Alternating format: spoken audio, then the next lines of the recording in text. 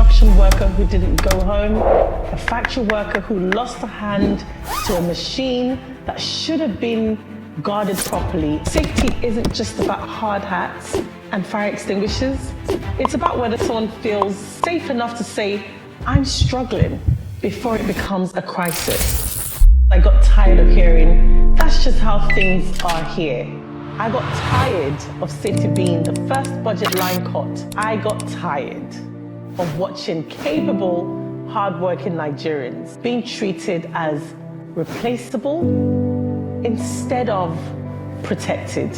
There is nothing about being Nigerian that makes a person less deserving of coming home safely at the end of a shift. Every time we build a genuinely safe workplace, we're doing 3 key things at once.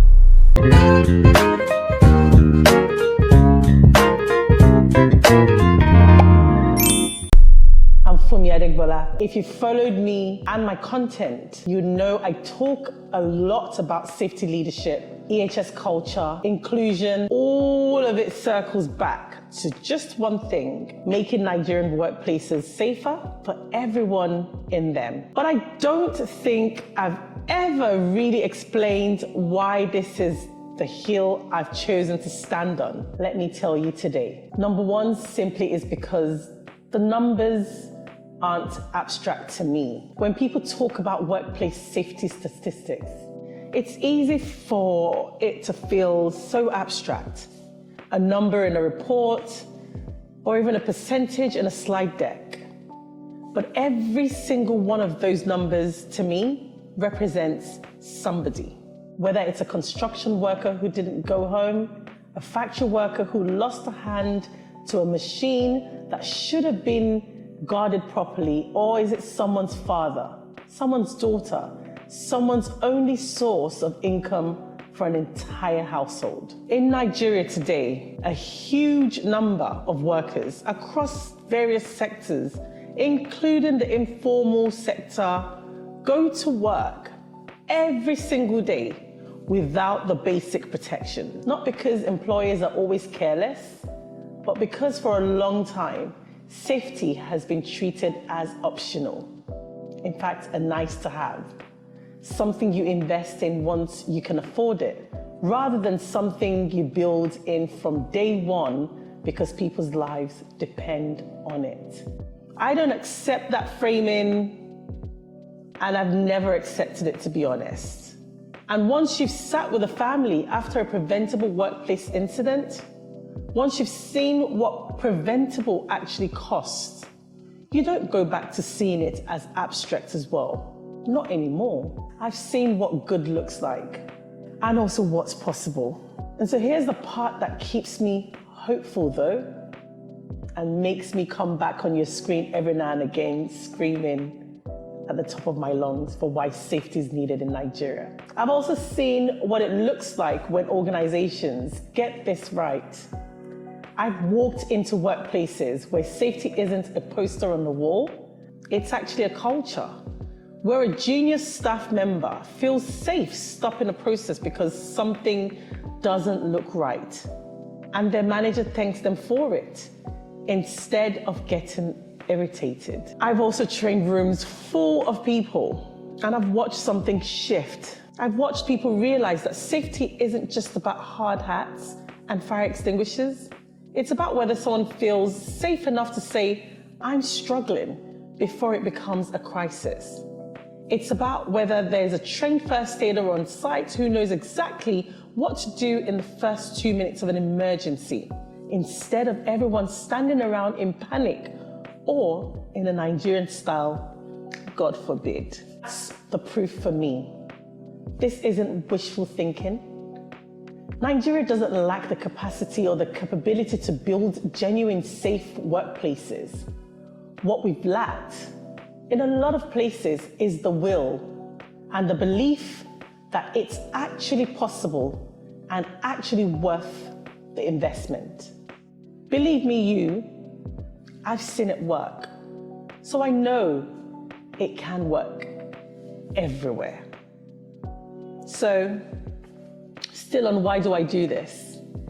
This is personal, actually. It's not just a professional crusade for me. I'll be honest with you.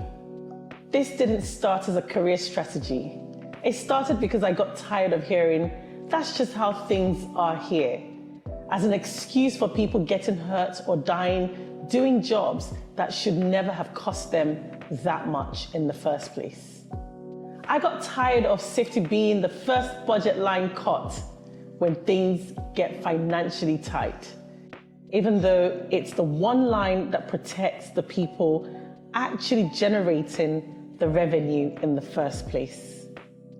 I got tired of watching capable, hardworking Nigerians, the people literally building this country's infrastructure, running the economy and allowing it to move forward, being treated as replaceable instead of protected.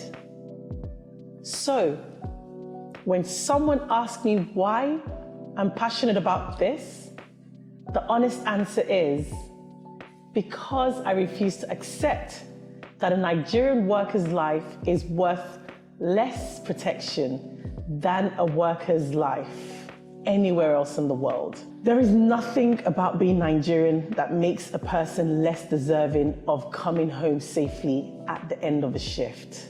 That's not a professional talking point, by the way. That's just something I genuinely believe fully.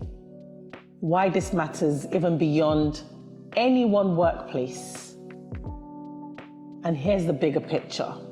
This isn't just about individual companies.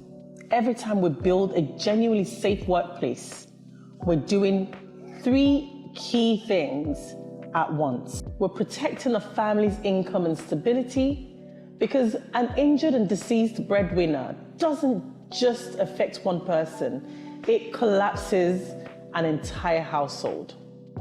2, we're building the credibility of Nigerian industries on a global stage, because international partners or investors or even regulators increasingly now are looking at safety culture as a signal of how seriously an organization takes its people, period. And thirdly, we're shifting a national culture. One training, one policy, one organization at a time, towards a Nigeria where that's just how things are here, stops being an acceptable answer for why someone got hurt. Now, that's worth advocating for. In fact, very loudly, consistently, and even without an apology. So, in closing as to my loud jamboree and advocacy, why I do it, to whoever asked me that question, and whoever's also thinking to ask me that question, that's my real answer. Not a talking point, a belief that I hold, built from things I've seen, people I've trained, and stories I will never forget. If my crusade has resonated well with you, whether you're in the field or not, or maybe allied profession or a business owner, or just someone who cares about how Nigerian workers are treated, I would love to hear from you. Comment, tell me why you care about this as well, or what you've seen that made you care. This work for me is bigger than any one of us. So let's keep pushing the narrative together forward for a better Nigeria. See you in my next video.